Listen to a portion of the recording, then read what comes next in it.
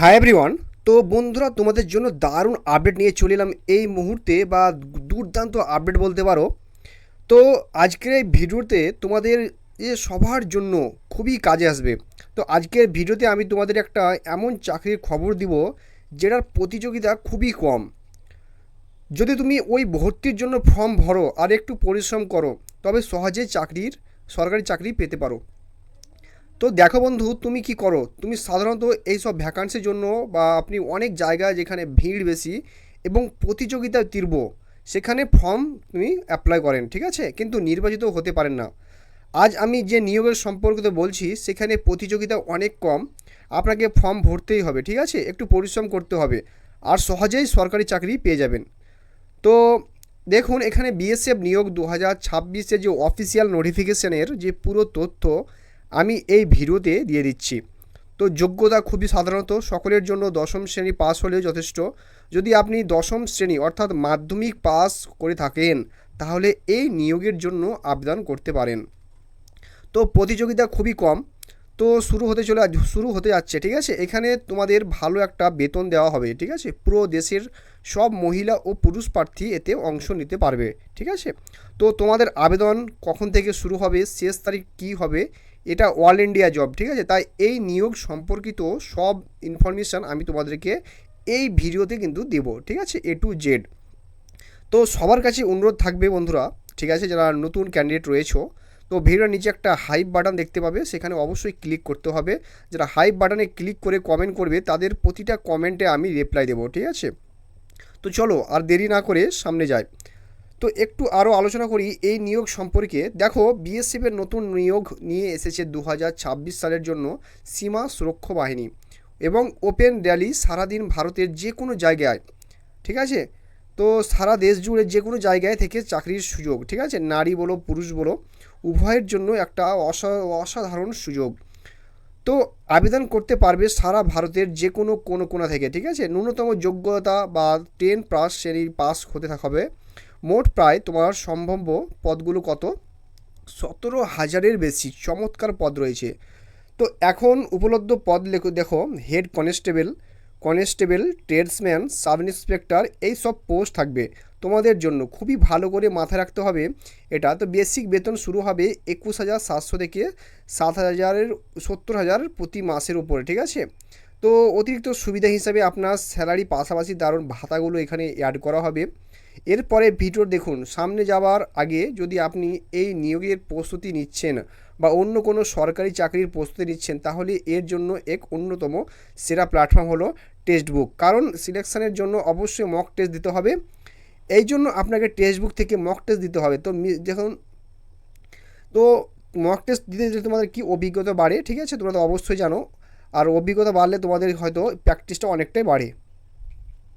এবার চলে আসি তোমাদের এজ লিমিট, বয়সসীমা। দেখো, বয়সসীমা সাধারণত তোমাদের 18 থেকে 27 বছর হবে, ঠিক আছে আপনার, ঠিক আছে। তো ওবিসি প্রার্থীদের জন্য 3 বছরের ছাড় থাকবে, এসটি/এসসি প্রার্থীদের 5 বছরের ছাড় থাকবে। এরপর দেখবেন সিলেকশন প্রক্রিয়া কেমন হবে। যদি আপনার কথা বলি, তাহলে এতে 5 ধাপ পর্যন্ত বাড়তি রয়েছে। প্রথমে আপনার শারীরিক পরীক্ষা হবে, মানে পিইটি হবে, তারপরে লিখিত পরীক্ষা হবে, তারপর তোমাদের ট্রেডসম্যানের জন্য নিয়োগ যে চলছে তার যে ট্রেড টেস্ট হবে, ঠিক আছে। তারপর ডকুমেন্ট ভেরিফিকেশান হবে এবং ফাইনাল মেডিকেল পরীক্ষা করানো হবে। এরপর শারীরিক বা মাপজোক সম্পর্কে একটা কথা বলি। দেখুন, আপনি যোগ্য কি না, ধরেন আপনি ছেলে, তাহলে ছেলের জন্য উচ্চতা আপনার জেনারেল, ওবিসি, এসসি, এসটি, ঠিক আছে, এদের 170 সেন্টিমিটার। তো এসটি এর জন্য 162.5 সেন্টিমিটার। তো এরপর চেস্টের কথা বলি, তো এখানে 80 সেন্টিমিটার চেস্ট দরকার, যাতে ফোলানো না থাকে, আর ফুলিয়ে হলে 5 সেন্টিমিটার বেশি। মানে মোট 80 থেকে 85 সেন্টিমিটার বা 5 সেন্টিমিটার ফুলানোর জায়গা আসে, বুঝলেন। তো মেয়েদের জন্য উচ্চতা হবে জেনারেল, ওবিসি, এসসি এর জন্য 157 সেন্টিমিটার, আর এসটির জন্য 150 সেন্টিমিটার। তো চেস্ট এখানে লাগবে না। ওজন অবশ্যই মেডিকেল বা স্ট্যান্ডার্ড অনুযায়ী ঠিক থাকতে হবে। কারণ দেখুন, মেয়েরা এখানে ওজনের ক্ষেত্রে বেশি থাকে, তাই এই ক্রাইটেরিয়া আপনাদের অনুসরণ করা উচিত। এরপর এখানে শারীরিক দক্ষতা বা পরীক্ষা, অর্থাৎ তোমাদের নিয়ে কথা বলা যাক যে আজ থেকে প্রস্তুতি শুরু করতে হবে। কারণ এতে আপনার 5 কিলোমিটার দৌড় দিতে হবে, বুঝলেন। আর এর জন্য সময় আছে 24 মিনিট।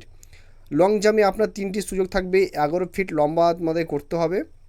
হাই জাম্প 3টি সুযোগ থাকবে, 3.5 ফিট লাফাতে হবে, ঠিক আছে।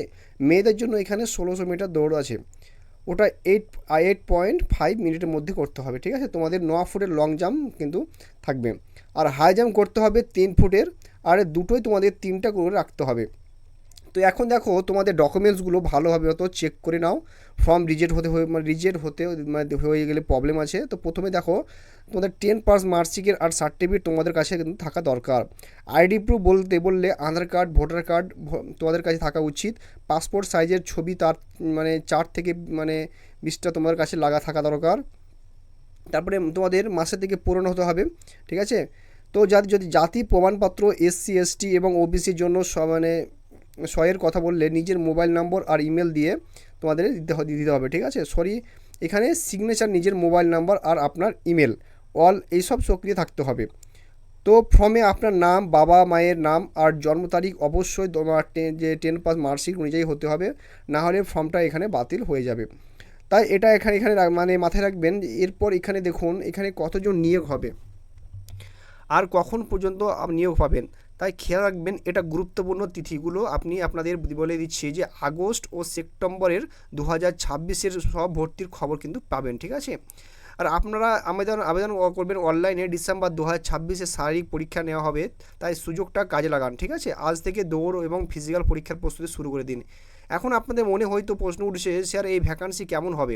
দেখুন, আপনি শুরুতেই বলেছি যে এই ভর্তিগুলো হবে head constable, tradesman, sub inspector পদে। দেখেন এই পদগুলো কীভাবে পূরণ করা হবে। এখানে কনস্টেবল পদগুলো হবে প্রায় 10,000 প্লাস পোস্ট থাকবে, 10,000 প্লাস, বুঝলেন। এরপরে হেড কনস্টেবল প্রায় 800 থেকে 1000টা পোস্ট থাকবে, এবং ট্রেডসম্যানের প্রায় 3000-এর মতো পোস্ট থাকবে, আর সাব ইন্সপেক্টরের প্রায় 500 থেকে 600-র মধ্যে আশেপাশে থাকবে। তো মোটামুটি এতগুলো ভ্যাকান্সি পাবেন। তো এখন এই ভ্যাকান্সি কখন পাওয়া যাবে, দেখেন এই কনস্টেবল পদগুলো ভর্তিগুলো BSF কনস্টেবলের জন্য হবে, এবং এই ভর্তিগুলো SSCর মাধ্যমে করানো হবে, বা SSC GD রিক্রুটমেন্টের মাধ্যমে, ঠিক আছে। নতুন রিক্রুটমেন্ট 2027 সালের শুরু হবে, তখন এই পদগুলো কিন্তু অ্যাড করা হবে। তো চলুন, তো ঠিক আছে, এই নিয়োগ এখানে থেকে সম্পূর্ণ হয়ে